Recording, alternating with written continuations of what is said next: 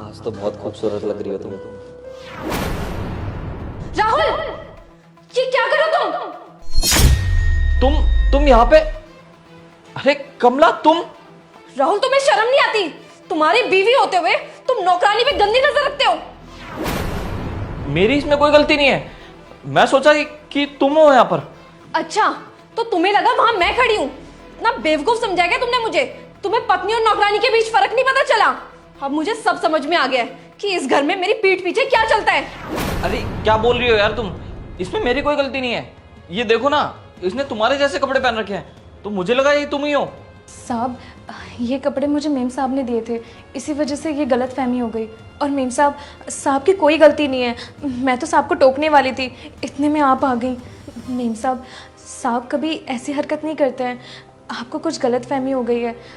वो सब चीज़ें तो इसलिए हुआ क्योंकि आपने मुझे ये कपड़े दिए थे। तू चुप कर कमला, हमारे बीच में मत बोल। समझ में आया तुझे? अगर मैंने तुझे कपड़े दिए तो इसका मतलब ये कि इसको फर्क ही नहीं पता चलेगा कि इसकी बीवी कौन है और नौकरानी कौन है। अरे मैं सब समझ गई। इसने जो किया ना, सब कुछ जानबूझ के किया है। मुझे समझ में आ गया राहुल कि आप मुझे धोखा दे रहे हो। नहीं, मुझे समझ में आ गया, सारी गलती मेरी है। मैंने तुम्हें इतना प्यार किया, इतना ट्रस्ट किया, लेकिन तुम भरोसे के लायक ही नहीं हो। मेरी गलती है, मैंने गलत आदमी से प्यार करा, गलत आदमी से शादी कर ली। लेकिन अब नहीं, मैं तुम्हें डाइवोर्स दूंगी। समझ में आया तुम्हें? और मैं अभी के अभी घर छोड़ के जा रही हूँ। मैं तुम्हारे साथ और नहीं रह सकती।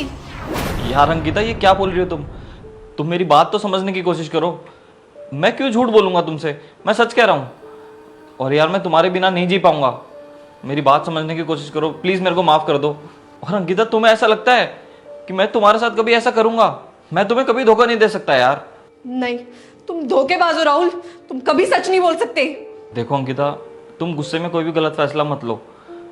थोड़ा टाइम लो और सोचो। अरे मैं ऐसा क्यों करूंगा इसके साथ? जरा सोचो अंकिता, मैं तुम्हारे साथ ऐसे कैसे कर सकता हूँ? मैं तो तुमसे कितना प्यार करता हूँ। और तुम ही देखो ना, इसने तुम्हारे ही कपड़े पहन रखे हैं। ऐसे तो किसी को भी गलतफहमी हो जाएगी ना। बहुत हो गया, तुम्हारी चिकनी चुपड़ी बातों में बहुत फंस चुकी हूँ, लेकिन अब और नहीं। नहीं मेम साहब, मैं नहीं चाहती कि मेरी वजह से आप दोनों का घर बर्बाद हो।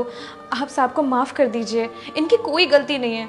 ठीक है, मैं तुम्हें आखिरी बार माफ कर रही हूँ राहुल, लेकिन आगे से मैंने ऐसा कुछ देखा ना तो भूल जाना कि मैं तुम्हें कभी माफ भी करूंगी।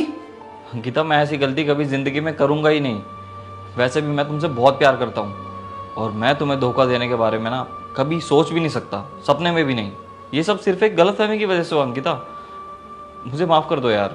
बस यही सच होना चाहिए राहुल।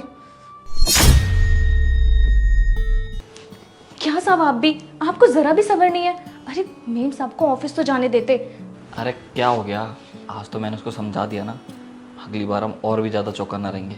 अरे बेवकूफ़ है वो तो ऐसे ही मेरी बातों में आ जाती है। लेकिन आज सुंदर बहुत लग रही हो तुम।